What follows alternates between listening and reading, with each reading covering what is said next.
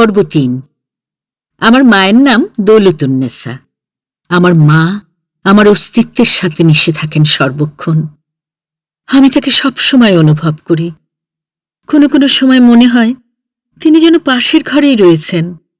হয়তো আমি তাকে ভুল করে ডেকে ফেলি, উত্তর মেলে না। আমরা অনেক ভাই বোন, কিন্তু আমার মনে হয় মা আমাকে বেশি ভালোবাসতেন। ছোটবেলায় আমি খুব অসুখে ভুগতাম, হয়তো সেজন্যই মা আমাকে সবকিছু দিয়ে দিতেন। আমি মায়ের অষ্টম সন্তান, তবু আমার থালার চারপাশে অন্তত ৪-৫খানা মাছ সাজিয়ে দেওয়া হতো। মাছের মাথা, ল্যাজ, মধ্যের মাছ, এমনকি ভাঙা মাছগুলোও আমার পাতে থাকত।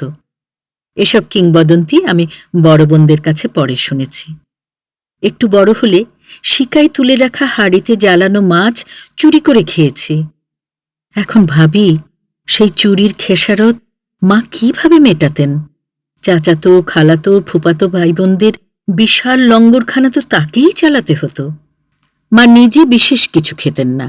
জীবন ধারণের জন্য ছোট মাছের ঝোল, শাকসবজি ও টক ছিল তার খাদ্য তালিকায়। মাংস বা বড় মাছ খেতে দেখেছি বলে মনে পড়ে না। দুধ, ঘি, মাখনও না। তাহলে সেই বিরাট সংসার চালাবার শক্তি তিনি কোথায় পেতেন জানি না। শুধু তো বাড়ির লোক নয়, ফসল বোনা ও ফসল তোলার সময় অনেক কিষানের খাবারও ৩ বেলা দিতে হতো।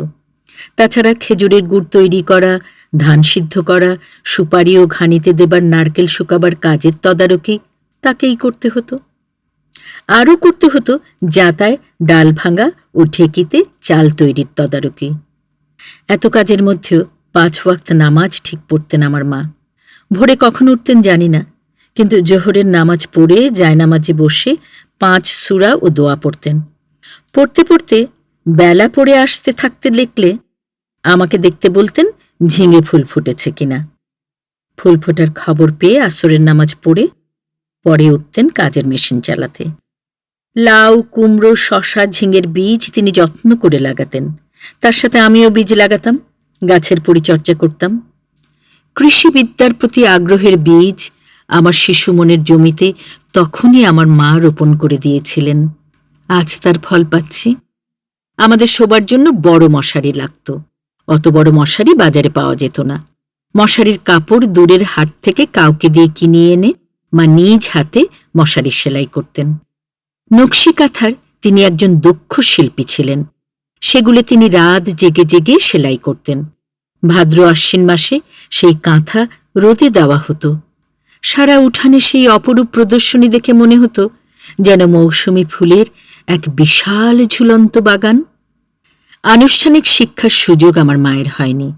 ৯ বছরে বিয়ে হয়, আর ১৩-১৪ থেকেই সন্তানের বন্যা। বিরাট সংসারের বড় বউয়ের বিরাট চাপ, কিন্তু এর মধ্যেও তার জীবনবোধ ছিল অপূর্ব। কথায় কথায় প্রবাদ ও ছড়ার দুঃখ ব্যবহারে তার প্রমাণ মিলত। মায়ের যখন জ্বর বা কোনো অসুখ হতো, তখন তার মুখ দিয়ে অনর্গল গান ও কবিতা বের হয়ে আসত। মায়ের অসুখের চেয়ে তার গান আর কবিতাগুলোই আমাকে বেশি করে তার কাছে টানত। তার একটা গানের কলি এখনো মনে আছে। সাগর যদি না পায় নদী, জল কেন তার কুলে কুলে। আমিও তাই ভাবি, কতকাল হলো মা চলে গেছেন জীবন নদীর পরপারে, অথচ তিনি সর্বদাই বিরাজ করছেন আমার কুল কিনারাহীন চেতনার সাগরের বেলাভূমির তীর প্রান্তে। মায়ের ছিল অজস্র প্রবাদ আর ধাঁধার ভাণ্ডার। প্রবাদের উদাহরণ: ফুলের সৌরভ, লোকের গৌরব, নাহি রবে চিরকাল। মজার একটা ধাঁধার কথা মনে পড়ছে। ১ হরিণের ১৬ শিং, ১৬ চক্র গায়, পেটের ছেলে বাজনা বাজায়, তাল দেয় মায়ে।